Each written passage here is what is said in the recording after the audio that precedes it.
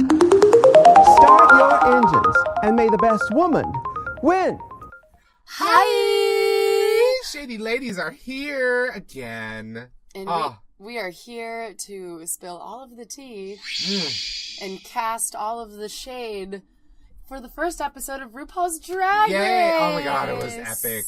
I think the first note I wrote down was, RuPaul's Drag Race looks good on VH1, mainly because it's in HD, but also, you know, it's just nice to see it come back to life in full force. Because it's funny, because, you know, at the same time that you want the HD to glory in, like, all the color and spectacle of everything they're doing, there's also the increased danger for every queen on the show to up their makeup and construction skills, because everything that you may not have seen when it was in standard definition on logo stands out more here. So there were certain little things like, oh, I see that. Oh, I see that. Oh, you got to work on that. But it's like, if there was a B theme to this episode, I would just say detail. Because I think a lot of the feedback that they ended up getting was sort of, the main message was pay attention to detail because we're looking at it. Because all of you are so strong, what else are we going to be able to pick apart? This is where we're going to start to make our decisions. But before we go, oh my Gaga, we should introduce ourselves. We are these shady ladies. Yes, I am Samir Roy, contributing editor at Gambit Magazine, co-hosting with my dear and lovely shady lady counterpart. What's your name, darling? Margot Poupard. Oh, it's so good to be back. This show makes me so happy, and they, like, upped the happiness quotient with this first episode in a lot of ways. I would say that I got properly excited last week when we did our preview episode, because we sat here and talked about all these queens, but we hadn't seen them put it to work yet. So it was really fun to have not necessarily an expectation, but an idea of who they were, and sort of when they walked in, get kind of wowed by them or underwhelmed. But I think we were by and large wowed. Yes, I think so. Logo made sure that they still got some of their ratings for Drag Race by interspersing their week-long marathon of every season of Drag Race with RuPaul Drive segments that he does with each one of the queens. And you learned quite a bit. Yes, you did. You got to see more of each one's personality, and the ones who stood out. So, like, the ones that maybe, like, when we just saw what we could find online available to us, you know, and it's like, okay, well, Nina Bonina Brown's makeup skills are, like, flawless and, like, on another level, and, like, but is she gonna be like a Kimchi, or will she have, like, some already, more personality and sass and more of, like, a developed, fully realized idea? Like, at least a fully realized stage performance persona. Because, like, she always could perform, and it just seemed like we didn't expect that of her because of how we knew her beforehand, and she kind of had to warm up into the show. I mean, her walk was always, I don't know, I found her little waddle, like, adorable, so I had no problems with it. I'm like, if I'm paying to see her at the club, I'm paying to see her waddle in whatever she creates. You know, that's where you're going, and you'll go wherever venue it is to see it.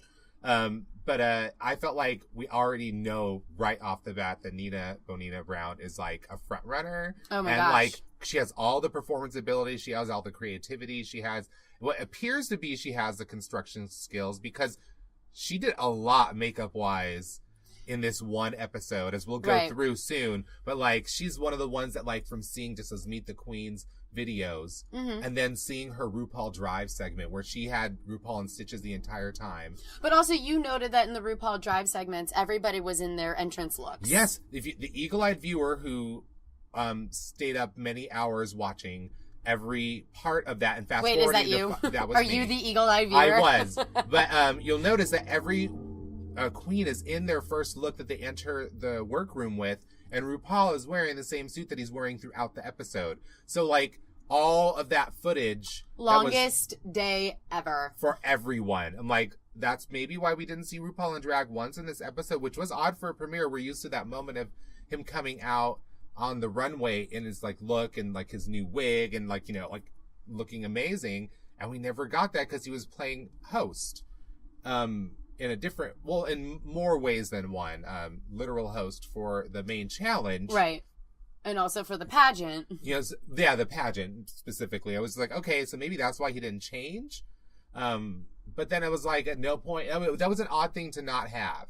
And it was odd, you know, so obviously when he comes into the workroom, they all cheer, but it's not like, oh my God, RuPaul's here. And they didn't do any of that, because it's like, they all already met RuPaul, because he, like, literally went and picked every one of them up and then did the segment with them. And you really got a sense of who like instantly was like completely confident in their personality, in their persona, in what they were doing.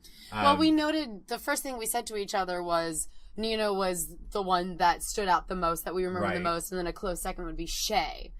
But they were the ones that had us laughing the most and seemed to have the most put together and polished on-stage persona, at least so far as from what we've seen from the main challenge. Yeah, they even did parts in the car where they all had to sing along with one of RuPaul's songs. Oh. And not all the queens knew all the words to the songs. Nina was one of them who knew them and was performing in the passenger seat, you know. It was like the carpool karaoke format. Yes, exactly. They mixed that into the RuPaul Drive thing, so you got to see everyone do it. And I think like Pheromone's comments in the car were like, he's like, what do you want to get out of this competition? She's like, oh, I want to learn more about drag and learn more about myself. And I'm like, not winning. Yeah. Like, she's got a natural comic sense that's like, that comes through in this episode.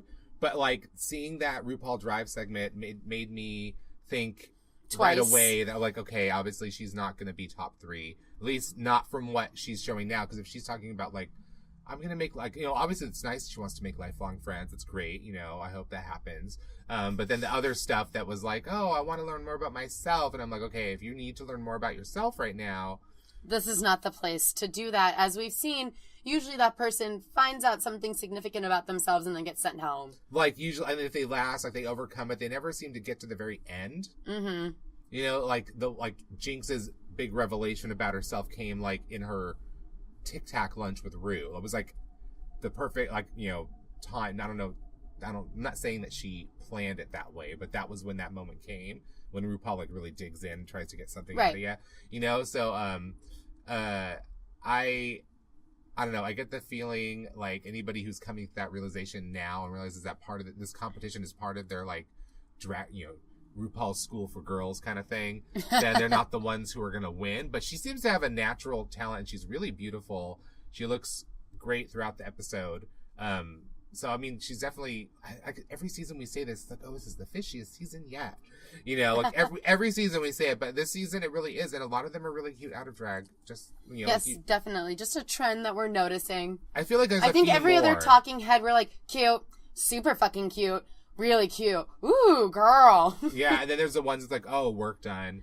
I think it was only 2 that were like, work. Most definitely. That was Charlie Hides and Trinity Taylor. Oh, no, and then we also said it about Kimora. Well, yeah, because they called it out in Untucked, because Untucked But even returned. Before that, I know that we both had that thought separately when we Yes. watched the premiere, for sure. Like, oh, cheekbones. Because I think even Hello, when they brought it up in Untucked, we were both like, whatever. Well, yeah, because Nina asked. Nina's like, no shade or anything, but like, have you had any plastic surgery done? Like, she was genuinely like, I'm looking at those cheekbones and those have to be surgically done. I just have to know. Or is that natural? She's like, oh, no, these are natural. And we're both like, oh, but then she came back and she was like, oh, you know, I think I lied. I think I had work done on my lips. I might have had work done on my lips. 2 syringes. I forgot about that.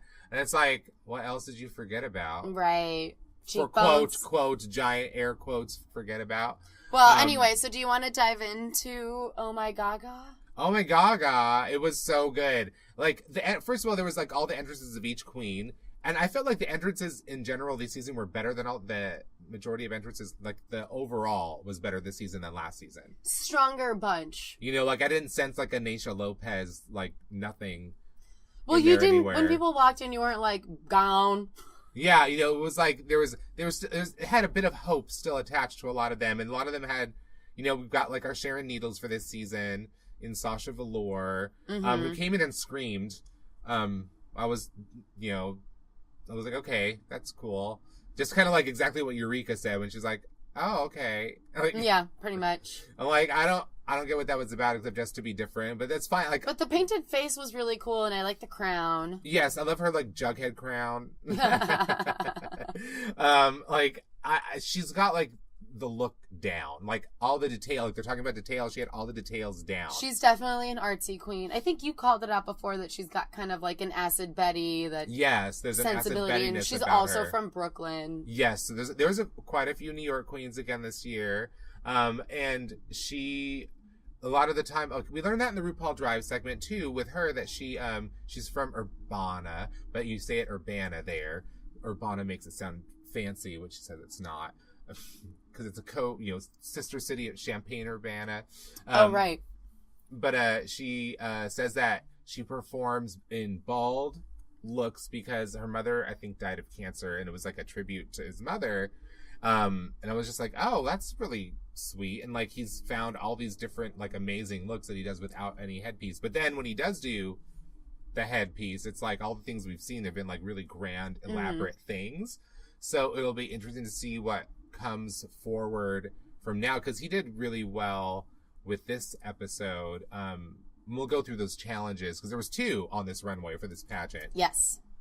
But 2 looks. 2 looks. Not in one, but not 2. Not in one. And one failed 2 in 1. But... Yeah.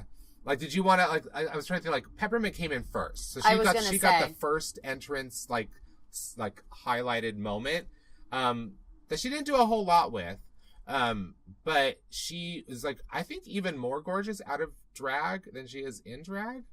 Like, well, I think it goes back to what Gaga's feedback was in Untucked, which is you don't need all this makeup, which she seems to kind of pile on. Like, just needs to edit down the makeup a little bit and not be so glossy and shiny. Because it was like, when we were seeing her one-on-one interviews, I'm like, she's like beautiful. Because she has no makeup on, though. That's why. I think she has some makeup Some, but on. not a lot. Like, not like drag a little bit makeup. of eyeshadow. Like, she just has kind of like a beauty makeup. And I'm like, really, a beauty makeup is kind of all you need. Like, you don't need to contour that much. Like, I get that, like, there's a character involved and you're performing. But her wig was cool enough as we were marked. Yeah. Like, and all of her accessories, it just sort of, like, the makeup sort of dragged down and made, like, the jewelry look heavy because her makeup was heavy. Yeah, there was something that was, like, not adding up a lot for me aesthetically in terms of the look. With her, like, the attitude is right, and we haven't heard her sing. When I heard her sing in RuPaul's car, they kept saying what a great voice she has, but I wasn't really hearing it. Peppermint? Yeah. I wasn't really hearing it in the RuPaul Drive segment. So when we get to a singing challenge is where I think we're really going to hear it, which hasn't come yet. But she was the first one in, and not really. I'm neither here nor there in terms of her lasting. How long she's going to last from this entrance. From this entrance, I would say, and also from the challenge middle of the pack so far. Yeah, so far. But they were like, a lot of people were saying like, oh, she's gonna have all these skills and she's gonna slay in all these different things. I'm like, well, we'll see, because she wasn't tops this week. Yeah. I think that she has a lot of potential though, so we'll see what happens. Who else? Who was right after her? Eureka, who... I mean, I told you pushing beforehand. Way too hard. Oh my goodness, she already had too many catchphrases by the time Pheromone showed up, and she was like the 4th one. Like, she's trying to be like the Ginger Minge of this season, but as we soon learn, she's more like the Coco Montrese of this season in a way. She's just so not quite thirsty. As vile, but very, very thirsty. It's exhausting. You feel dehydrated after. You could shoot Lawrence of Arabia in it. Ha! Got her. Yeah. I mean, she's fine. I don't have any more. I honestly, and she was one of the queens that I had to research. I have nothing more to contribute to say about her now that I've learned more about her than I did before, which is just like other than she's trying too hard. Yeah, that was the feeling I got. And we got Valentina. Valentina was second in, and then it was Eureka. Oh, okay, my bad. That's right. And Valentina came in. I don't know. In and out of drag, Valentina is a character and like super entertaining. It seems like effortlessly, like it's just who she is. So and the look was like she was really well painted. I'm not totally a fan of this trend of not padding the bust. Here we go. It's just a thing, you know, like I have a problem with the breastplate thing too, you know. I don't know, I guess I like the old school where you had to pad and create, and it was like that. There was a skill there. You can't just stuff a tube sock in and then do nothing. Right. You know, or like just tape that to your chest. It's like there was a little more effort involved, you know, to create the look. So it's a little disappointing to see so many just going without any kind of padding at all. And like at least some of them are into that trend of doing the contour painting to create the look of boobs underneath the outfit when they're not padding. Or at least like cleavage illusion, like Pheromone had that. Yes, Pheromone, exactly, that illusion. Like I appreciate when at least they do that. So it was a little miffed that Valentina didn't do that at all.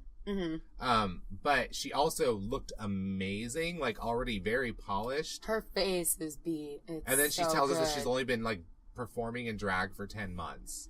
I I don't know. I was saying that she seems like someone who's been like performing in her bedroom for like a long time already, and then just finally got the guts to like go out and start doing it in public at clubs and things, and it's working for her. I think it's working for her. It's working for sure. I think so. Because she's definitely got, I don't know, I like her. She has a good energy about her so far. We'll see how long that lasts. I just wonder, because of her being a baby to drag, is she just going to serve looks? Because Gaga's critique, well, I wouldn't say it was a critique. She meant it as a compliment, I'm sure, but it stuck with me. Is that she said that she's the strongest model. Yes, when she came on the runway, because she had the presence. The presence was there. And so is it going to be like a Naomi Smalls situation where the show kind of brings out a personality and sort of ends up defining your drag in the end? I don't think so. She seems like she already has a persona and a personality going that will work well on the show. Okay. If she manages to not, like, you know, fuck it up too much under the pressure cooker environment. Right. You know, she starts to get crispy, then it's going to be bad. I'm excited to see what she'll bring next. I thought that her hometown look was really cute. Oh, yes, I can't stop thinking about it. It was adorable. Oh, my God. It's just everything about it, like, was very perfectly executed. Like, the makeup and the outfit. And I was like, okay, she brought and the wig. Like, it was all working. Even though she didn't have the padding, and you got to see her boy chest under the jacket. Smear. But I was just like, even though there was that, I still thought it was amazing. But let's get back to the entrances. The entrances. So then we got her, and then we got Eureka. She just went to work trying to make every single line like a new tagline for everything, like constantly. And she was being a little shady with people as they were coming in. And then, let's see, I think after that, was it Sasha? It was Sasha, and we went over Sasha. Right. And then was it Farrah? No, it was Charlie. Charlie Hides, yes, with the shady look. I thought his dress was great. I really loved it. Cute, with the giant sunglasses hanging over the dress, which had like the drawing of a face on it. So it was like the dress was wearing the sunglasses and she was wearing shades. It's basically like wearable pop art. Yeah, it was really good. And it was super clever, and I think it was obviously kind of in line with what we expected from what we know of his YouTube videos. Oh, yeah. And Charlie also is one of the few that had RuPaul like in stitches the entire ride for RuPaul Drives and knew all the words to the song and could perform with him in the car. So it was like another one. Nina Bonina and Charlie Hides were like, okay, they're like up there with him already. Because if you make RuPaul laugh and you can keep doing it, that like signals staying power. Oh my God. In this well, show. Just ask Bob. For real. For real. Although, you know, he did consistently laugh at Jiggly and she didn't last that long. Well, she lasted a while. At least half the season. Yeah, that's so I would say that wasn't like... But not top 3 style. No, I felt like she could have been. Would have preferred her to Fifi, personally. But, you know... A lot of people think she was robbed, so...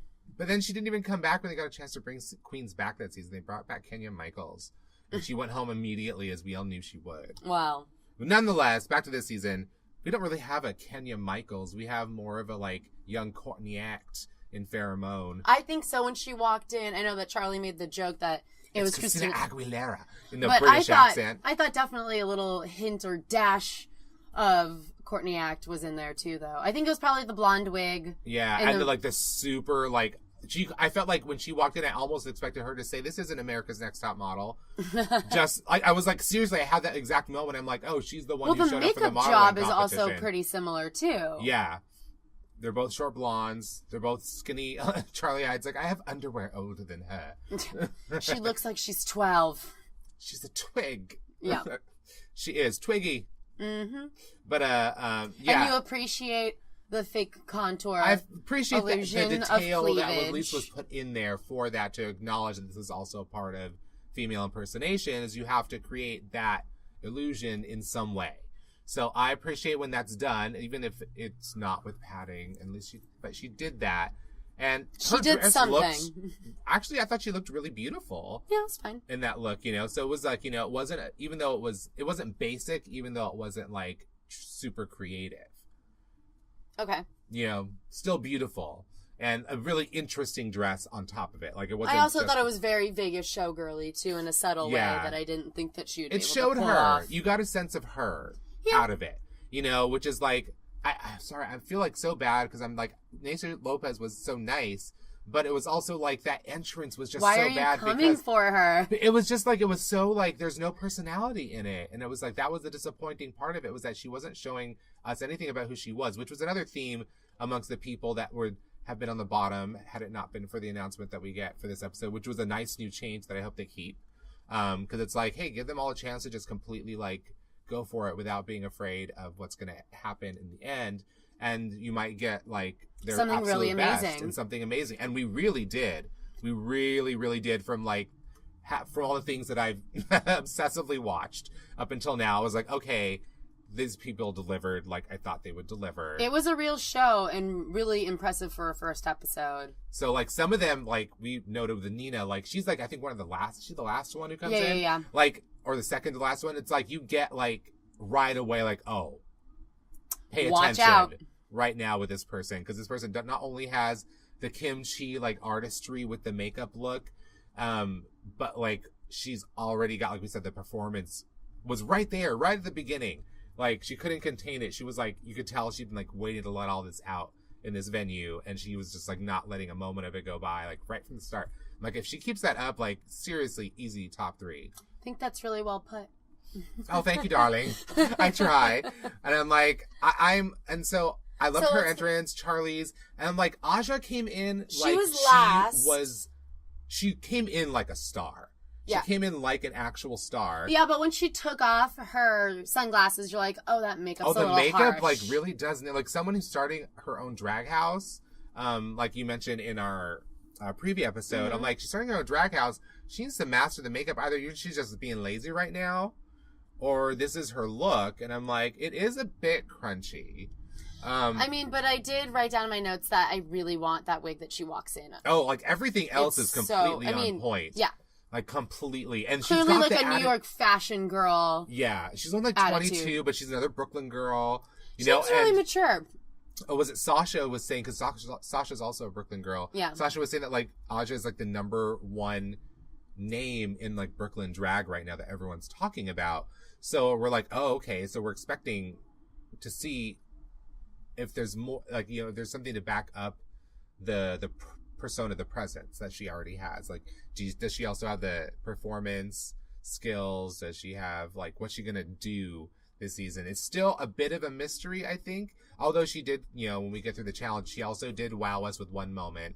So we know that she's got it in her. And in Untucked, in one of the confessionals, she says that she wants to lip sync for her life because she knows that she wouldn't go home because performance is one of her strong suits, and she really wants to be able to do a lip sync.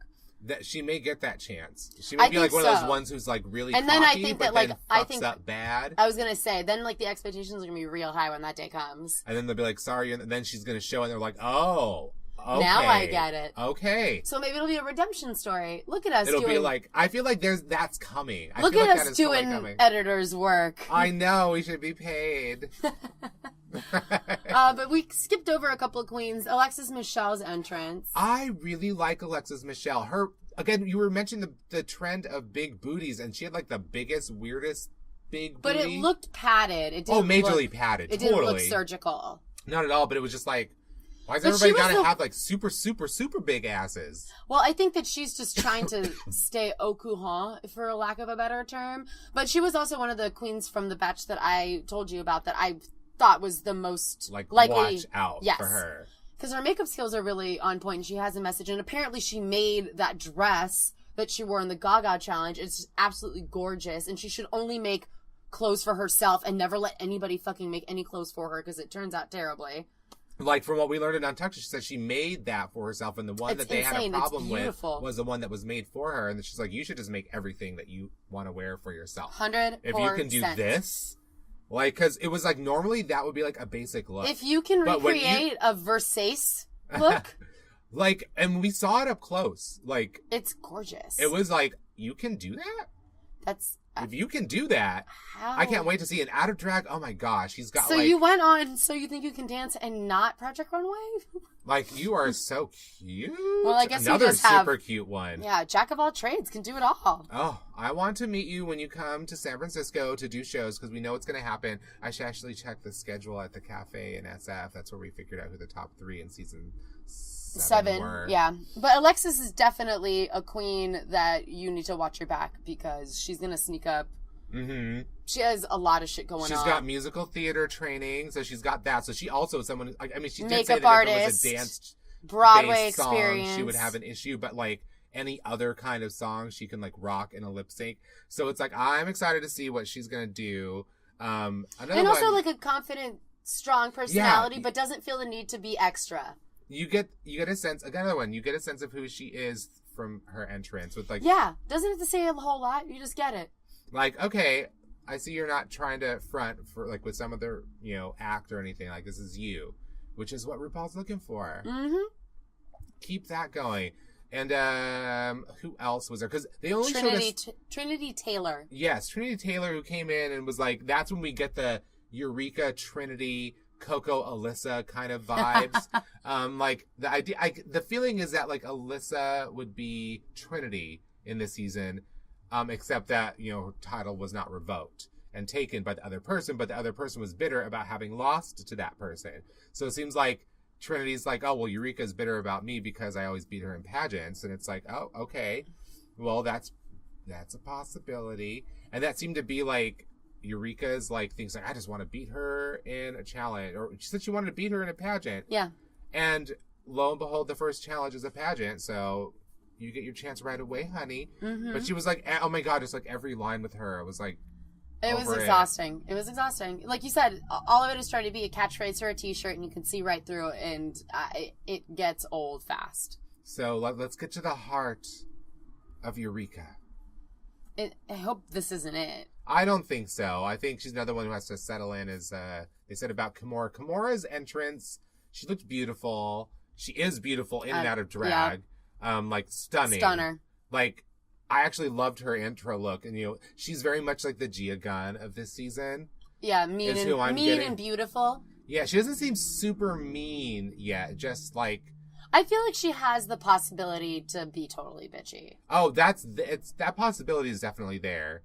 She's a Vegas girl, along with Pheromone.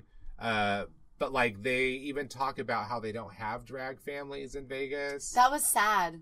Like in the Untucked part, like it was like, oh, so like it's basically just like every woman for herself. It's like dog eat dog, bitch eat bitch. No sisterhood in Vegas. Yeah, it's just fighting for everything. But if you are flawless in execution, you will make lots of money doing that in Vegas. All of that sounds about right for Vegas, Yeah. If not you can a whole make it lot look of perfect, that's all you need. questionable gray area there. And then the money pours in. Yeah, pretty much. But she was beautiful, and I think her personality is beautiful and mean. So I'm not seeing a lot else. We'll have to once they put her through the paces, we'll see what she puts out.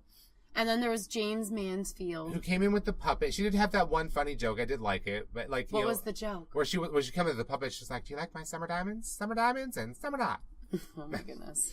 I'm like, okay, that was cute. I like that. But then even again, oh my God, what's her name? Eureka had to go in for her too. She's like, so is this like real? Well, I think that she was obviously threatened because she was like, comedy's my thing. It's like, too bad. Sorry, you're not the only funny one. I didn't realize I thought all drag queens had a sense of humor. Right? Like, it's not just your thing. Some people focus on it more, but you can't be threatened when there's more than one. Look what happened with Jinx Monsoon. She had to compete with Alaska, and she won. Right, and it's kind of foolish to think that you're going to be the only comedy queen. I know, on this show, like, no, honey. Give me a break. Like, comedy queens, I have to say, Bianca was a comedy queen, won. Jinx, acting and comedy queen, won. I mean, then there was the looks queen, that was Tyra Sanchez. We don't talk about her. Nobody does. That's their problem. Yikes. Anyways, but on to the new season of Queens. And there was also Shea Coulee. Shea Coulee came in pretty fierce, I would say. Definitely. Jackie Brown realness. Living up to the promise that people have for her in the entrance. The look and the attitude. I didn't come to play, I came to slay. Rhymes with Shea Coulee. Like, it all rhymed. It was nice. Just like Nina Bonina. Maybe Nina rhyming. Bonina, Banana, Osama Bin Laden, Brown, boom, boom. I'm like, oh my God. Like, she had a much better rhythm at that than I did. And she had little, hip, swivelly dance moves to go with it. Yeah.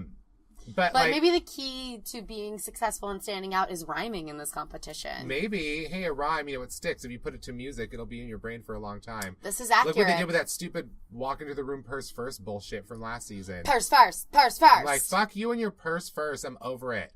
Anyways, but then, so we've only seen 13 enter, and we know there's going to be 14 queens. We see a 14th entrance, and it starts with a shot of, like, the most insane high heels. Like Alexander McQueen heels. What are those, like, at least I have no idea. 6 to 8 inches? More than 6 inches. More than at least, 8. I was like, they were ridiculous. I would easily say 10. You see the shot of the shoes first, and you're like, oh, wow, this queen has amazing, like, that's impressive. They're walking in on those. And then you see the front shot, and you're like, we know, of course. And we're like, oh. And then it's like, hey, I'm Ronnie. That was great. And I'm like, oh my God, she is like going full force into this. She is not just showing up. Like, totally committed to being on this show. It made it a lot more fun of an episode. It really did, because she just played along with every single part of the episode. And she came across genuinely invested. Like, this was like it's meant something to her. Like, it was emotionally meaningful for her and satisfying as an experience. I was like, okay. Like, she seemed like she belonged there, because when she comes in, they're like, everyone at first was like, wow, this is like a really good Lady Gaga impersonator. Like, I think someone else is like, oh, this is like the Derek That was Alexis Barry. Michelle. Oh, okay. She was like, oh my God, it's the Derek Barry of the season. They're all like, should we start packing? Like, because they thought it was an impersonator who looked just like her, who was like that good. And extremely fishy. And then you got the quizzical, like, wait a minute, like, feeling. And then she came over and stood with them and took off the little, like, because the outfit was like the lace bodysuit with like the black kind of like wings all the way down to the legs. It's like a winged trench coat, like fashion trench coat. Yeah, like white and black, and she had like the little lace kind of like mask over her face. But then she very walked eyes up wide shut. Yes.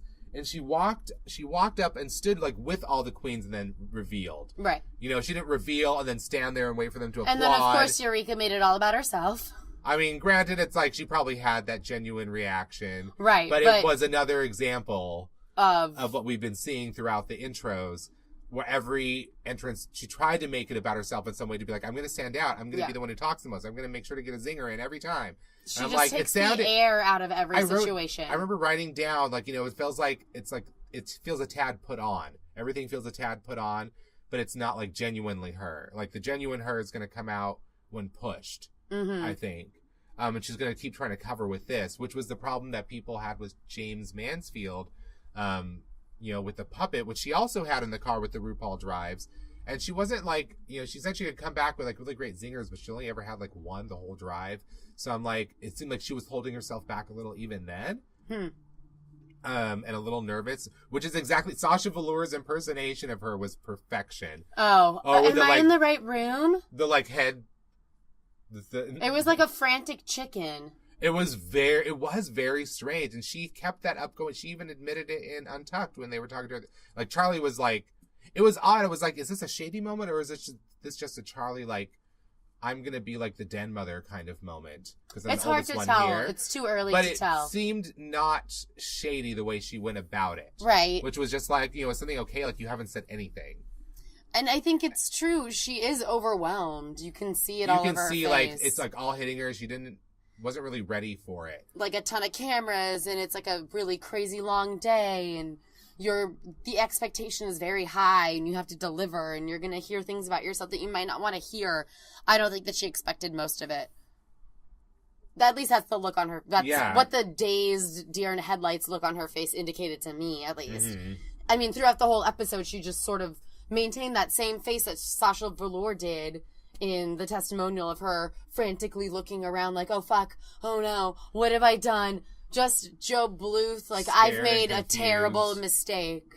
Yeah, on the runway, like, she did have that funny line in the runway where she was like, I'm from Milwaukee, the home of beer and cheese and serial killers. But don't tell them that. But I think that's just because you and I like serial killers. Well, you know, we're true crime aficionados. Right, not like, you know, we like serial killers. We just are into... We don't write to them in prison. Yeah, we don't have Christmas cards that they sent us or paintings. Neither of us are engaged to Charles Manson currently. Ugh, God. So we just enjoy following true crime. Yes, indeed. So that line resonated with us. Right. So it but might then the not rest have of it with was everybody. kind of like... Meh. Generic? Yeah, like the moo thing, you know, because Well, I think that's what... oh, God, which one? Carson Kressley. Carson was like, have an udder for a wig. I'm like, yes, anything. It was just very... I bought this at the Spirit Halloween store at the last minute. Yeah, it didn't... Because she couldn't... Like, was it... Ross was like, she left him with drag blue balls. Which was the perfect description. Like, you could see glimmers of, like, the really funny, kooky comedy queen in there, but she was, like, not confident enough to let it out, which Gaga also clocked. She was like, I think she actually just needs to show us, like, who she is. Like, you know, she's, like, hiding behind these things because she's nervous, and when she stops hiding behind them, and, you know, then we'll see what she's got, and it'll be great. I completely agree with that critique. So let's hope that she can find that. But she kind of has, like, early elimination written on her right now. I would say so. I would say if this were an elimination episode, she would be bottom 2. Yeah, I think so. Who else did we have? We talked about Valentina. We didn't talk about her other look. Well, we didn't get there yet because we have to still finish with, like, it was a very emotional moment when Gaga stuck with them in the workroom. Like, it wasn't just because Eureka cried, you know, but it was like, you got a sense that, like, Gaga looked like she belonged on the show. It was crazy. When she stood with them. It was like, she's another, like, fabulous queen. Like, that, Lady Gaga is basically a drag queen. Like, that's who, like, that. So it makes sense that she's there, and it feels genuine that she wanted to be there. And it showed that in the fact that she had her hand at every single stage of this episode, from, like, entering with the queens, doing, like, a fake, like, intro interview of her as a boy, then revealing that it's her, and, like, clearly, like, relishing this, like, I can't wait to give this surprise to them. Like, I can see how some people would feel like there was they might see it also as a bit haughty. I just really like, feel I'm a like star she came and across... I'm bestowing upon you this thing. I but can I see how didn't people really would get think that. but yeah, I just didn't feel get that vibe at all. I really felt like it was very truly from the heart. It was super genuine, and she was very touched by all of their efforts. And she really wants them to succeed, or else she would have just done the typical guest judge thing. I'm just going to come down the stairs after Rue makes some joke about the guest that's going to be there, and then I show up, I say hi, I do a monster hand thing, and then I'm out. Yeah. And I'm on the plane to my next gig. But it was like, she came back and gave them personal critiques. In Untucked, I don't think I've ever seen that, except the all only we saw was Blondie. Blondie coming back to wish Robbie a happy birthday and saying what a great job he did on this challenge, and actually sitting down and talking with him. That's the only other time I can think of something like that happening. The closest that we've come. And this was her. She, like, brought her notes, because I like that too, because it showed that she wasn't, like, a shady person. Because it's like, the queens, they weren't getting eliminated, so they never had to hear the critiques, like, who was top and bottom. So she didn't have to say to any of them, this is what I thought was wrong. Like, she didn't want to have, like, okay, I don't want to criticize them, so we're just going to eliminate that from when I'm on the show, so I don't have to say anything mean to anybody. You know, she didn't do that. She said what she said with the judges, and she went backstage, and brought the same notebook, and told them all earnestly and honestly and in, like, the most beautiful way, like, how they could all be how they're all amazing, and how they could be, like, even more amazing. And most of her feedback was actually really good advice. Most of it was just good. It was just like, oh, like, you did this amazingly, you did this We've perfectly. repeated most of it back already. Like, it was a really touching moment. Like, it really makes you respect Gaga a lot more. Like, I was, like, waving my eyes, like, fan them. Very sweet. With my hands, because it was, like, so heartwarming. Best guest judge ever. And, like, every other season of Drag Race was like, I was so fucking royally screwed. I should have waited to get on season 9 so I could have this whole fucking experience with Lady Gaga. Like, I'm sure every single one of them is like, oh my God. It was like... would have the same reaction. Like, everyone, that was like, nothing better is going to happen all year. No, like not at all. To have had this day and these moments with her where she was like an equal with them. Even though she came to them with critiques, because she's also built a huge... But you bring up a really good point. I wonder if any of the past queens have shaded this on Twitter since it premiered. Like Gaga being on and being so...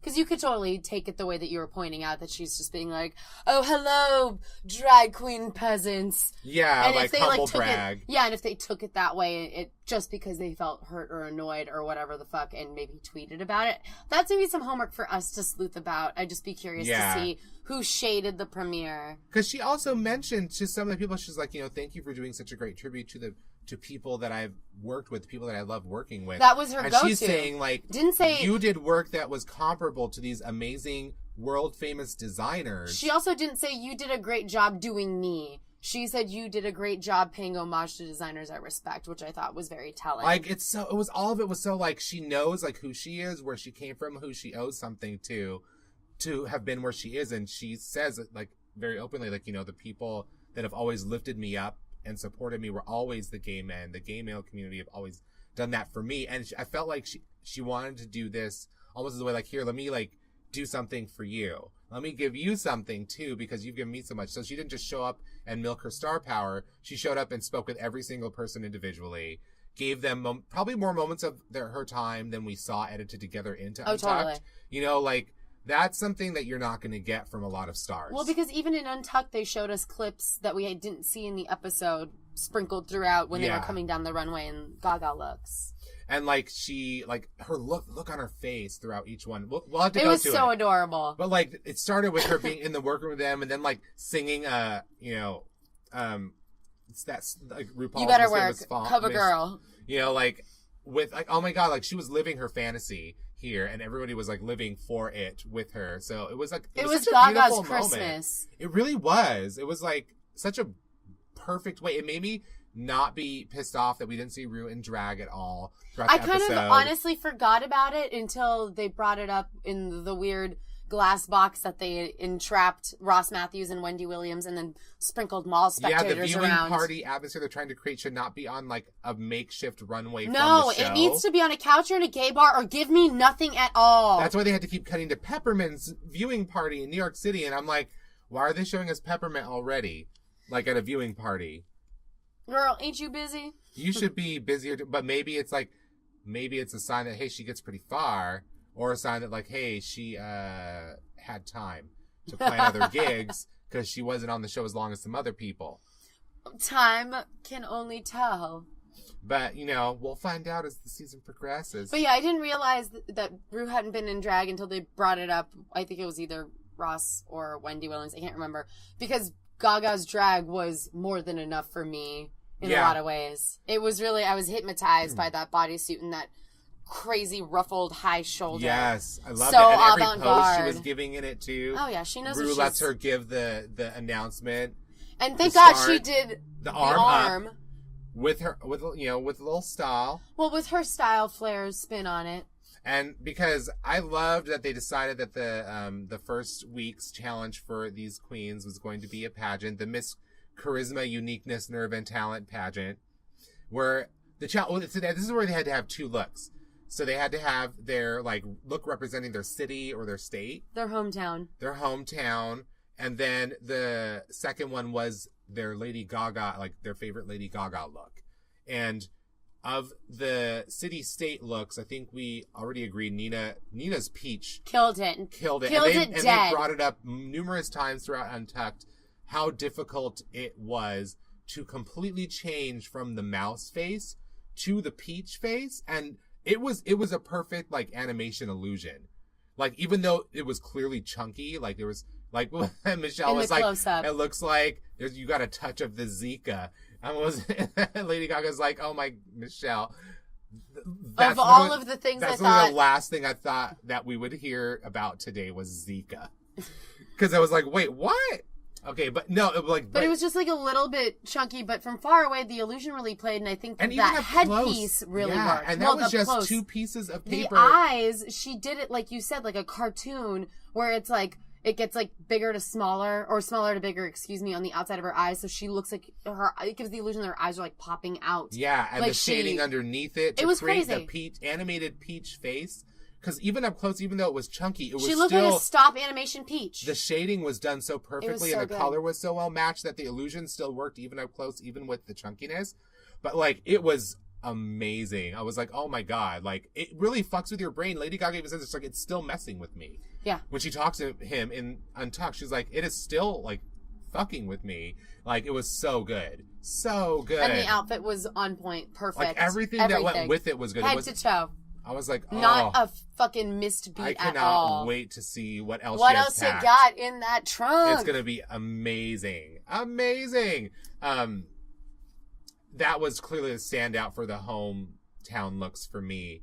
Eureka's was funny, like a little too over the top. Like over the top I like. I felt like we've already seen that. I felt like Ginger Midge did that already. So I was just kind of bored, to be honest. I know, it was like, I love Shea Coulee.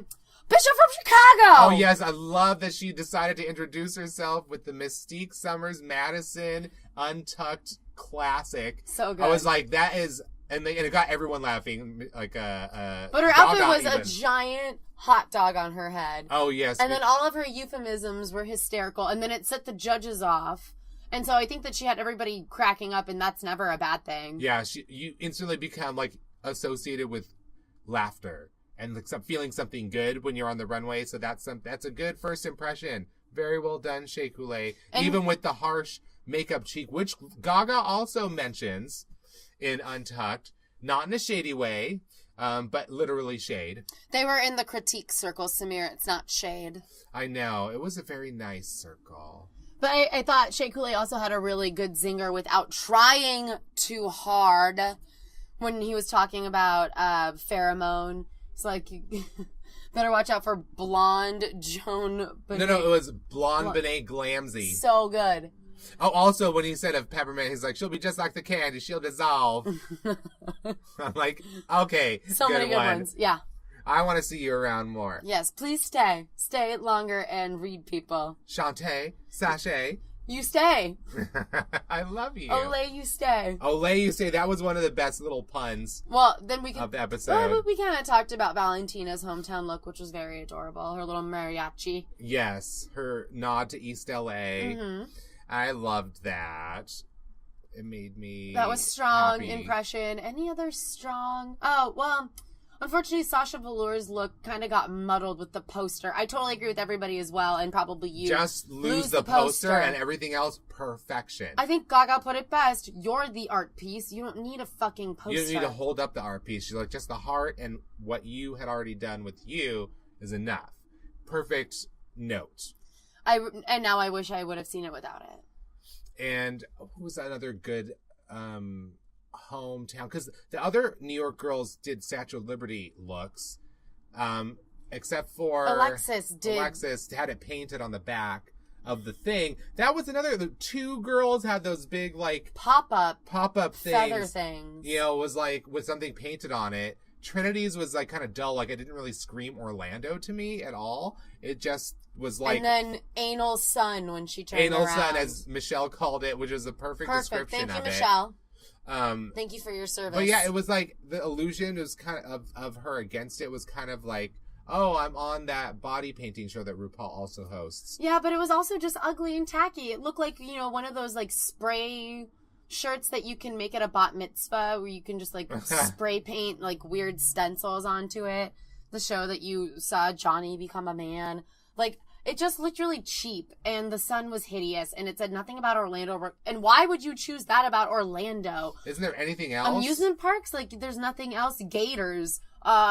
You could at least go more specific. Like, it just didn't tell me anything Disney about World, her. Universal Studios. I mean, granted, they're all copied from California. But nonetheless, you have those things. Epcot Center, fucking anything. Like something that was not that. I was not pleased with that. That was not one of the top hometown looks. were there any other real standouts? Both the Vegas looks, Michelle was like, these don't scream Vegas to me. Although I would say that Pheromones did kind of scream more Reno than Vegas. Yeah. In my view, I don't see where they were getting like Anna Karenina goes to Game of Thrones. I'm like, I don't know where the fuck you are coming up with that, but that is not in that outfit. That Michelle and Carson both thought the same thing. I guess they were the same like, level of drunk. Really weird. I'm like, okay, the Xanax kicked in. Mm-hmm. I mean, I just thought it was kind of like boring Showgirls. And then they said Kimura's looked cheap. I just didn't like it as much as I liked Farrah's, which had more detail. She was wearing peacock feathers, wasn't she? Oh, that's what Pheromone looks like. Best little whorehouse in Texas. There we go. Because we were saying it was seen more southern. Yeah.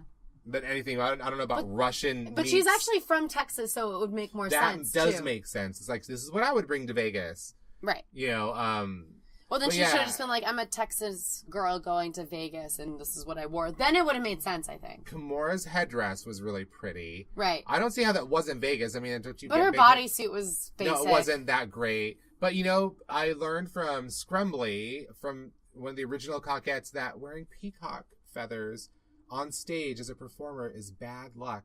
Huh.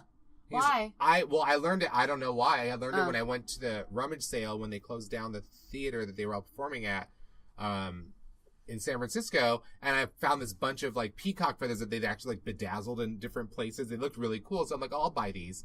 And then he warned me. He's like, "Are you a performer?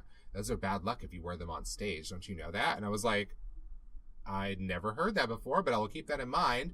If I ever do my Indian drag look, I will not be including peacock feathers on the stage. Good to know. Note taken. So I'm like, oh, Kimura Lee. Sorry. Kimura Black. You are cursed now, I think. Possibly. We'll see what happens. Because her next look wasn't very Yeah, she had the most basic Gaga look of everyone. Because Gaga was like, when they got to the Gaga look, she was like almost in tears with every single person. She was so like bowled over emotionally by like this tribute that everybody was giving. Wait, what did you and RuPaul say about it? About the Gaga fashion show? What did we both say about it? This is your life, Lady Oh, yeah, Gaga. that's totally how it felt. You're right. It felt like an episode of This Is Your Life, Lady Gaga, as told by drag queens. Mm-hmm. And, you know, 'cause that's what it's like when, you know, the person whose life is being told, you're like, oh my God. Oh, and then laughing and crying and feeling emotional. Like, it gives you everything, because it's like all these people telling you and how telling all wonderful these stories. You know, so I'm like, she was getting that with every queen. She got it 13 times. I know. And every time, it didn't get old for her. Every time she just burst into tears, started laughing, told a story, repeat cycle. Like when she came up, was it the CFDA Awards? What was that? Yeah, the Fashion Designer Awards. Whatever. She went in, like, and she's like, oh, I remember going to this with my sister, and we both looked like pissed off, like bored New Yorkers in LA, like the whole time. But she, like, said she almost teared up when she saw. Well, Valentina's look was really strong. It was so beautiful. I loved it. Like, you've got skills. Yeah. Like, right away, we know, like, even though you're a drag baby, like, you're a drag baby with fangs that should be feared. Mm-hmm. Because there's the potential there, because I think she has the performance ability, too. So, we'll see how that plays out, especially when we get to Snatch Game, however long some of these people last. Like, that's going to be, for me, it's always, like, a telltale sign. It's always all about Snatch Game. You and I both know this. And the All-Stars one was very funny. But all the ones before that, like the regular season ones, had been disappointing the last two, 3 seasons. 7 and 8 was not, like, season 6 was good. That was actually a good one. Because that's the one that had Adora's Anna Nicole Smith and Judge Judy and all, you know, like, there was really good ones in that. But you're right, 7 and 8 were really weak. underwhelming. Like, no. And so I'm like hoping that we seem to have some performance queens that have, like, Nina Brown. Who is she going to play on? Who even knows? I am assuming she's going to last that long based on what we saw in this episode. I think that's a big duh. Her hometown look of the peach, obviously. Oh, and then her Lady Gaga look was like, was it the Grammys that she wore that? Or it was either Grammys or the VMAs, but it was an Alexander McQueen dress, and it was one of the last things that he made, and it was really controversial. And it was like all red, covered her face with like the spires coming out the top, but that was covered in lace too. Yeah, it was all red lace. Like, she looked amazing in it. Of course, we couldn't see her face. She couldn't see shit. But you couldn't tell that she couldn't see anything from the way she came down the runway, though. I wish I could see your face. But yeah, you're right. You would never be able to tell. She didn't have a weak moment. She looked straight ahead. marched down the runway, had a whole dance and gig all planned out, and she fucking crushed it. It was crazy. If I had my fucking eyes closed, I would have fallen off the side of that runway for sure. And then she proceeded to get feedback from Gaga, eyes closed. Like, she can't really... She's obviously taking in this moment, but she can't fully do it because her eyes are forced shut. How do you take this thing off so you can see? I think it's so much of a whole thing. Like, maybe it's like a onesie jumper that you have to take the whole thing out so you just be tits out. Like, you can't just take off the top. It was interesting that she said she didn't drink, Nina Bonina. Because when she came into the backstage room for Untucked, they're all getting their drinks, and she's like, does anybody have Kool-Aid? She's like, oh, because I don't drink. And then she left. I think they had a virgin drink for her there because there was like all the others were like the same drink. They were all pink, and then there was like one sort of clearish, like limey looking one. And she just left hers there. So it's like I think she was just not taking the thing off at all. She so can't even drink if she anyway. wanted to drink her club soda and lime, she wasn't even going to do that. I'm like, I would have just been like, okay. Back. Yeah. That was me making the motion of lifting the thing, sucking down all of that glass in one fell swoop, and then putting the mask back down and going and sitting down like nothing happened. But I'm telling you, I don't think that she was able to do that. That's what I'm saying. Like, she had to get it that has on to be some all, way. But it has to be all one piece, and it has to like maybe all zipper in the back or some shit. Because we don't even know. It just was so perfectly done. It's so flawless. She looked like she sewed herself into it. Yeah, it fit. Like, you didn't look like something that she just put on. No. That she, that she, I don't know, that that she made custom, backstage. 100%. Like, really well done. And obviously, Alexis Michelle's Lady Gaga look, she chose to do her Golden Globe look when she won the Golden Globe. But I have to point out that she had a fake Emmy and not a fake Golden Globe. I noticed that. Okay. I did notice that, but, she obviously, I think she but probably also couldn't have taken a fake Golden Globe because it's also like, we own that image. Don't do that. Oh. So I felt like she had to come up with... It doesn't have to be like a generic looking award that just happened to look like an Emmy. I think she just picked one from like a literally award shop. Yeah. I think You've you're seen right. them. Or on Amazon. Yeah, it's like, I'm just going to get this one. I'll bring it with me. It doesn't really matter because the attention paid to detail in the dress was so flawlessly executed that it's hard to even give too much and of a the performance of it where she's like, like the humble, like sweet smile. Oh, me? Glow. Oh, she's like the little kiss. Oh my God, she got it all right. And everybody was like legit impressed with that. It was really look. Good. Like there was no dissent amongst any of the judges or anybody else that there was anything wrong with that. She was super impressed with it. And she liked, Eureka was one of the top 3, with Eureka, even though considering that I wasn't super impressed by the hometown look, they were super impressed by the Gaga look from Telephone. Right. The Telephone video, which actually was like, it actually accentuated her body shape that she created. It was surprising how well it got pulled off. Like, it was really well executed. So it's like, despite all of our issues with her, that was a really good moment. That was a really good moment for Eureka. Eureka, you had a good moment. And the beauty of it is, you didn't have to try that hard for it either. It was just something that came, this was you being you. Do more of that, please. Please, and it worked, didn't it? You didn't have to try to be like sassy shade bitch. Lord. Like, we don't need someone trying to be Serena Cha-Cha again and right away. Like, let's not go that route because we know how that ended for her. Not well. Trinity Taylor's vampire countess look from American Horror Story. Amazing. Like, sculpted to perfection. Literally, the hair. We learned an unsurprising fact about Trinity, which is she's into vampires. I'm like, she does seem like somebody who needs to suck the lifeblood out of others to stay young forever. Thank God for plastic surgery. And she's like, she was one of the ones where like, work done. And then she obviously confirmed it. She was like, oh yeah, yeah. She's like, I love it. I went from a pancake to a Kardashian. I'm like, oh, okay, good to know. Without any padding. And I'm like, okay, enough with this no padding thing. I think the padding, well, maybe over a lifetime it costs less than the surgery. I mean, I don't know. Depends on how many couches you rob. But I also think that those butt implants, when they start to deflate or whatever, it looks horrible. So the maintenance might be actually more costly expensive than buying more butt padding constantly. Or having what Nina Bonina has, which is like that plaster on top. That thing that she wears, but like the Barbie butt. She joked about that in her. What did she say? When she was in RuPaul Drives, RuPaul was like, "Oh my gosh, like he made a joke about padding. He was just like, oh my God, you really love your padding." She's like, "Yes, honey, don't let me even get near your couch." Like, That's a good one. Yeah, it was like no matter what was being talked about, she had like this quip or this funny comment like right away. I'm like, so she's, we can't say it enough how excited I am. One to watch.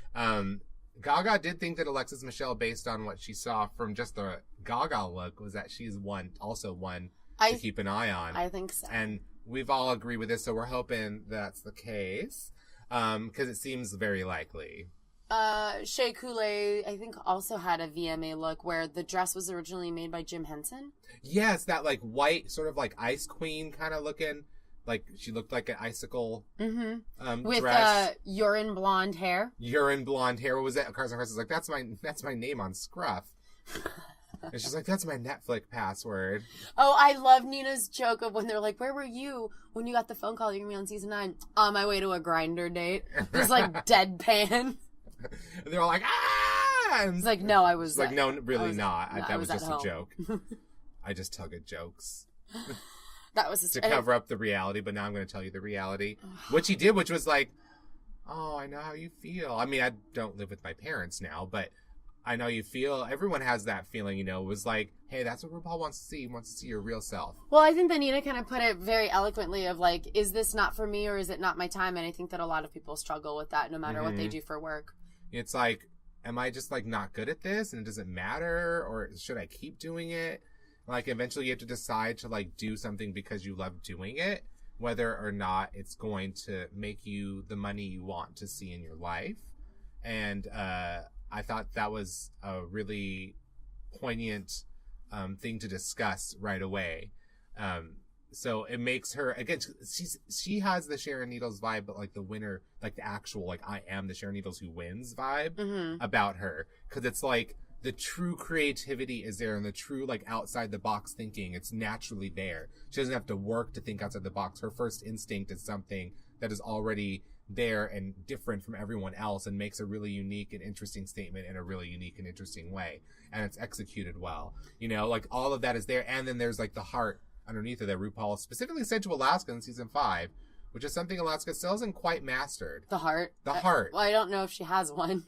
I'm sure she does, but it's easier for her to cover it up with the comedy, and the comedy is so good that there's enough of personality from deep within that comes through in it. That people allow her to do it. Exactly. So it's like she never really had to develop that in the same way, but you're getting that right away from Nina. Well, she even says at the very beginning, or at least right before they launch into getting ready for the pageant, she's like, I don't always have the best stuff, but I make do with what I have, and I do pretty good. And I think that she proved that times 1,000. Like, when we saw her pull those papers out of her package, it was literally just two, like, flimsy paper things with peaches painted on them with a spot cut out so that you can put your face in it and then affix it. That's all those were to start with.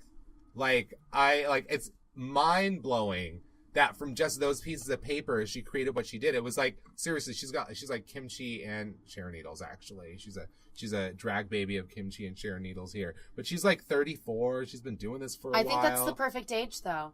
Yeah, you've got enough experience youth left in you to have the vitality. To also, like, push this career for the next 15 to 20 years, but you also have enough experience to not fuck it up for yourself because you've fucked up enough in the past that you've now learned your lesson. And I feel like that is gonna be her arc pretty much. But we've been talking about Nina for so long, we need to talk about the other queens. Let's talk about Farrah's look, because she had a tearaway that she didn't do. And I knew when I saw her on the runway, like as they were going over it, and Lady Gaga was saying, she's like, I felt like there should have been something else. I kept expecting like there was going to be like a tearaway or something underneath, but we never saw that. So it just wasn't there. So that was like the real critique.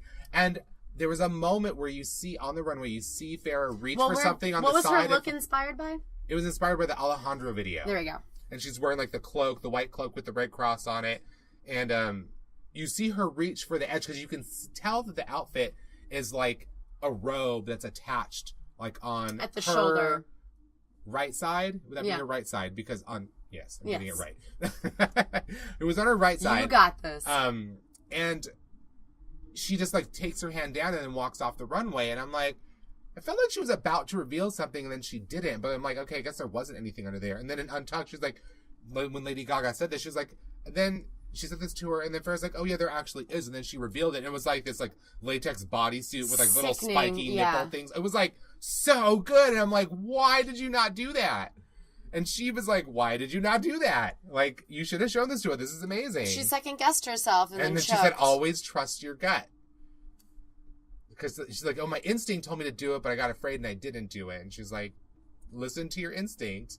That's like, she gave somebody, like, she tried to hone in on what each queen could do. You know, like, what was the thing holding them back? If there's anything holding them back, what was it? And what can you do to get over that? Mm-hmm. So you can, like, show us everything. I was like, I felt like she did really well with each person of like finding that in each person. And she picked that out. Like she noticed it right away with Farrah also. So it was like, you went to all the trouble to put that on. You should have at least showed it. Like, have more confidence. But she's the one who said she wanted to learn more about herself and learn more about drag and the RuPaul Drive segment. So it's like, she's still, that part of her maturation is what hasn't, I think, come in yet. She's like, hasn't been fully realized yet. Like some people come in with that already done, but the makeup and all of that is not on point. So it's like some people are the opposite. They've got the look and like they know that they should be in drag. They've got that, but they haven't like figured out the rest of it to like be fully themselves. Well, Charlie Hides was fully himself. I really liked his Steve McQueen. I think it was a Brit Awards red carpet that she was on. Was it? I can never remember which one it is, but I distinctly remember that look. Definitely. Well, the hair with like Bride of Frankenstein lace front, literal lace front, is something that you don't soon forget. And I thought it was really intricately duplicated. Like really well done. And I'm like, how did you pack that? I don't. Like, what did you My pack favorite that was in? them all trying to go to their workstations, and all of them are trying to like muscle over like 8 different giant 10 by 20 fucking suitcases with all their makeup and nails and lashes and God every only knows. outfit. And like they were pulled like an America's Next Top Model where they had one too few beds for the girls because like, well, one of you's going home in a day anyways. So poor Farrah. And I just got guys. Am I like Matilda here? Guys, where's my station? Is this am I not? Am I just not seeing something? Am I not seeing something? Was my favorite because it's like is that probably what I would say? I'm like, am I just like not seeing this? Like it's they're plain as day and I'm just not noticing it because it seems like I got fucked. Please tell me that's not accurate. Well, you know, Nina was like the smartest one. She was like the first one. She got like one suitcase. Threw it over on one and then went back. And ran to the station she wanted and then went back and got the rest. Everyone else was like, I'm going to roll my 5 suitcases over. You know, I'm like, the whole trolley of suitcases you're trying to drag. But, you know, Farrah only had 2. She only was dragging 2 and she still didn't make it to on more than... Some people had all their bags lined up already by the time she's like got 2 suitcases. Like, where is the station? Where's mine? She's got to have more suitcases than just 2. But I'm like, why did you even grab 2 of them? Just grab 1. I don't. I Fool. I have nothing. You're supposed to be from Vegas where they're like supposedly fight for everything. Then you should know how to get yourself a workstation before anybody else does. Well, I want to talk about Sasha Velour's look. Her Gaga look was so good. Happy with the Gaga. I was hoping somebody would do the art pop look. Because I actually have a friend... Perfect queen, perfect look. And I have to agree with Ross that she was one of the few that told us exactly who she was in 2 looks. And really one of them was supposed to be inspired by Gaga, but still felt 100% authentic to who she was as a queen. Yeah, you felt like that's who she would choose. But at the same time, when they said about her that she was like, I didn't know. They said also like, I didn't know who that was. Yeah. When she came out, which is like something you actually want. Like you're so like the look is so complete. That like you not can just transform seeing completely the all person the time. underneath Yeah, it.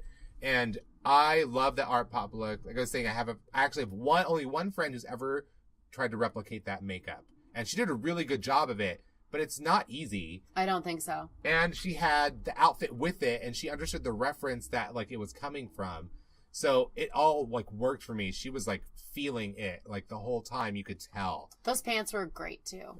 Oh my God, everything. Like, I just love the flowy fabric. But it wasn't just that it was there. She actually worked with it throughout. Oh, yeah, no. She knew exactly what she was doing. It was all very meticulous, I thought. But also, it felt spontaneous, and I thought it also brought out her personality. I thought she just killed it in a very quiet way. I felt like she definitely deserved to be top 3. Like, I agree, yeah. Like, definitely. So I'm like, I was just happy to see, like, that the other her and Nina, I thought, queen. I was like, when they came out, as soon as they were walking back, I was like, the top 3 easily. Easily. And out of drag, he was very cute. Super cute with his little artsy Spirally gauges. Oh, yes. They were good. They were good. Like, we were both saying, like, we both hate them usually. But it looks really cute on him. Because Aja has big ones. Yeah, they're ugly. I hate it. I just ignore that. Yeah. But, no, Aja seems nice. Nice. You seem nice. Well, like, her Gaga... Okay, first of all, I clocked the tape in her Lady Liberty look for her hometown look. Immediately. I was like, no, honey, no. That was the very first thing you said the second that she turned the fucking corner. I was like, tape. You could see it, like, light reflecting off of it. I was like, no, you gotta work. You gotta make sure we don't see any of that. And you ruined the illusion. I'm sorry. You may be a star in Brooklyn, but you gotta make sure that everything is on point here. Right and tight. And they loved her Comme des Garçons look. I thought that was another unusual and interesting choice. You know, so that made her stand out instantly. So she redeemed herself from the first look, I felt, with that look. Well, with the tape. But, like, I mean, even Carson remarks that her makeup is harsh. Yeah, the makeup is a problem. I'm not sure why, but we'll see if this is... but I can't use that as an excuse that she was rushed for the first look. Because the makeup in the first look was a little... It almost seems exactly the same. Yeah. So I was like, okay, maybe she's just used to not having to do that better because people accept her and love her the way she already performs and she doesn't have to do the super great makeup. But I think that she could stand to improve it a little bit and still maintain who she is. What about Peppermint's Bowie Gaga Grammy look? It was kind of basic to me. I hated the shoes, which is the first thing I said to you when we started talking about it. The shoes. Because they were like red vinyl stripper shoes, and Bowie wouldn't fucking wear shoes like that. And Gaga even said about the earrings, he would not wear... Firstly, if he was going to ever wear big hoop earrings, it would be one. He wouldn't wear two like that. That didn't seem in character or in keeping... Like, the changes that she made, and Gaga said this to her, she's like, it's not a problem that you made a change or added something, but it has to make sense with, you know, what you're doing. So we're looking at the details, and that detail didn't work. It's just like, you know, adding something like adding the Bowie lightning bolt would have been a good touch, you know, things like that. But I wasn't super wowed by either of the looks that she presented. Like, they weren't terrible, and I thought she was really funny when she did the hometown look, when she's like, New York, the home of Metro cards, EBT cards, and like yada yada. You know, it was like, okay, you're funny. I get it. Let's see more. Yeah. It didn't feel like she pushed herself too much. So, and I feel like... Or at least she was saving it all for the Gaga look, and I have to admit that coat was fucking killer. The coat was good. But everything else, and the wig was great, but it just needed to be shined up a bit. Yeah, I think so. So I wasn't putting her in top. She was middle of the pack, like we kind of said. Middle to almost forgetful? Forgettable. I'm forgetful. She's forgettable. That's what's happening. So or at least far. at least from this challenge, because I was struggling to recall her name. Because I'm like, I think we're missing one. Oh, she's the one who has to wear a veil? Well, at least in terms of the pageant, because I remembered her because she was the very first one that came in. But in terms of the pageant, yes. And we already said Kimura's look was basic and not that interesting. Who else do we miss?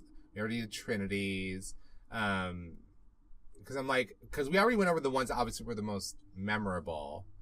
We did. I don't know if we described Valentina's, just that we loved it. It was the black dress with the blue wig and the glasses and like the sparkly shades. It was awesome. I mean, we talked about it though. I think that's everybody, honestly. Or everybody worth talking about right now. Clearly. It was a really, really good premiere episode. And of course, the big surprise is always a twist of some kind. Did we mention that Nina is the one that won? I think we did, but we never actually worked up and talked about that more. Talent, uniqueness, and... The charisma, uniqueness, nerve, and talent pageant winner was Nina Bonina Brown. They all agree that she also has a distinct artistic voice that she is very clearly speaking with through everything that she did in this episode, which was completely true. And we were all happy with that win. I certainly was. And I hope a lot of the viewers at home were too. I think a lot of, from what I could tell, because I did a little bit of comment lurking today to try and figure out. Well, and especially so disturbing sometimes. Well, especially when it's Drag Race related. It's all a lot of like, oh, you remember when this happened and this queen reminds me of this queen. It's a lot like going to like a support group almost. And like some people are really hilarious and shady, and it's always really fun to see people's different chat icons because, as I told you before, on Oh No They Didn't, someone has Kyle's dirt face from America's Next Top Model as their icon, and whoever that is, I love you very much. But anyway, so when I was doing like a little bit of comment lurking, it sounded like everybody was like, yes, thank God Nina wasn't robbed. Everybody loves her. She's doing a great job. Everybody wants to see what she's going to do next. So I think it was sort of a unanimous approval. That's good to hear. And a lot of people also thought that Eureka was thirsty. So we're on point with our critiques. Okay, or at least we are in the same place as a lot of people. We're feeling what a lot of other people are feeling, as it's not just me being crazy. Yes, and I had to also go on there to have my suspicions verified because I definitely... As soon as all was said and done, they announced the 14th queen and we watched her walk up, I watched something else, and then before going to bed, I was like, well, Cynthia Lee Fontaine was Miss Congeniality, and she went home really early. Her season was kind of cut short, and then she had those unfortunate health problems, so... And it says, welcome back at the end. Yeah, they said, like, welcoming back to the race. Sorry, I thought that they wrote it in a title card. You're right. RuPaul said that. Yeah, he was like, and we're going to welcome back to the race the 14th contestant on season 9. And so when I did my comment lurking, some kind savior made two little pictures side by side. It was like the back of the head. It was like a that's short all we crop really look. see. Although in Untucked, we do see them putting on like boots. And but that made me think it was more of Cynthia Lee Fontaine because she always wears way too much stuff. And this queen was wearing way too much stuff. And we saw a short hairdo from behind. And then we saw it from the front, and it's a very similar haircut to the one that Cynthia was photographed in recently. Yeah, so it's like, but there was a rumor that there was an NPR interview, like, you know, before the season started with RuPaul, and there was some clips of, like, some of the queens from the current season talking, and someone supposedly thought they heard Cynthia Lee Fontaine, like it sounded like her. And they were saying that she said, "Ay, que bonita." I'm like, okay, well, I don't know. There's also Valentina's also in this season. We both already concurred that if it was something like one of Cynthia's catchphrases, which she has one about her cuckoo, if it was that, then you could definitively say that. But because they wouldn't let that one in though, because that would give it away. But Valentina throws a wrench into things of that being like a definite. Because I haven't heard the voice, so I can't tell if this is just like some racist person who thinks that all Latina. Women Latino people sound the same, or if it actually does sound like Cynthia Lee Fontaine. So I have to actually go and listen to the interview and find that segment and listen to it for myself, because she also had a very distinctive voice that would stand out distinctly from Valentina's. Well, yeah. So it's like I want to hear it myself and see. She has like a louder, kind of more cartoony voice, and Valentina also does, but she also seems like she's doing like a 1940s West Side Story character. West Side Story was in the 60s. Whoops. What do you want from me? I expect you to watch it 10 more times as penance. I know, I haven't watched it in a really long time. We'll watch it once right after this. It's so good. There we go. Any other parting thoughts on queens or conspiracies? I really think, I mean, it's not Layla McQueen. She's not the 14th That was the other one that people were throwing about just because she was eliminated early. Rumor. But it was also true that both of them, like, vanished from social media, I think, during the time. Maybe she's a lovely alternate. Oh, definitely. But it's like, I think that they probably asked some of the other queens to go silent on social media for a while, just to kind of build up the, like, okay, we don't want it to be easy to clock who this surprise 14th person is. Supposedly some episodes of this season were leaked online. I have not seen hide nor hair of them. Really?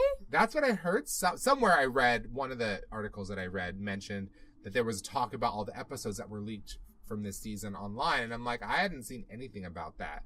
Normally you'd see it like written up all over the place. So this is what happens. Like somebody would just spoil it right away. Mm-hmm. You know, I wouldn't be mad at it. You know, I'd be like, oh, well, I want to read it and then I'll still watch it and enjoy it. You know, but, I don't know how much veracity there is to that.